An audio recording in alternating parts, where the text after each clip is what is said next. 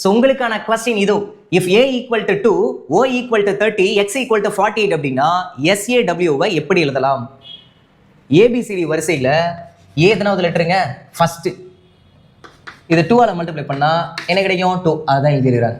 ABCD வரிசையில் ஓ எத்தனாவது letter? 15th. இதை 2ஆல் மல்டிப்ளை பண்ணா 30 கிடைக்கும். அதைத்தான் எழுதிடுறாங்க. ஏபிசிடி வரிசையில் எக்ஸ் எத்தனாவது லெட்டரு? 24th. இதை 2ஆல் மல்டிப்ளை பண்ணா 48. அதைத்தான் எழுதிடுறாங்க. சரியா? ஏபிசிடி வரிசையில் எஸ் எத்தனாவது? 19th. அப்படியே 2ஆல் மல்டிப்ளை பண்ணுங்க, 38 கிடைக்குது. சரியா? ஏ ஃபர்ஸ்ட் நம்ம எல்லாருக்கும் தெரியும். அதை அப்படியே 2ஆல் மல்டிப்ளை பண்ணிடுங்க, 2. டபிள்யூ எத்தனாவது? 23rd. 2ஆல் மல்டிப்ளை பண்ணிடுங்க, 46.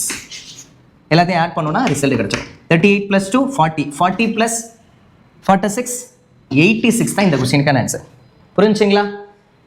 எக்ஸாம்பிள் இப்படிலாம் கேட்டிருக்கிறான், பார்த்து படித்து லேர்ன் பண்ணிக்கிறீங்க.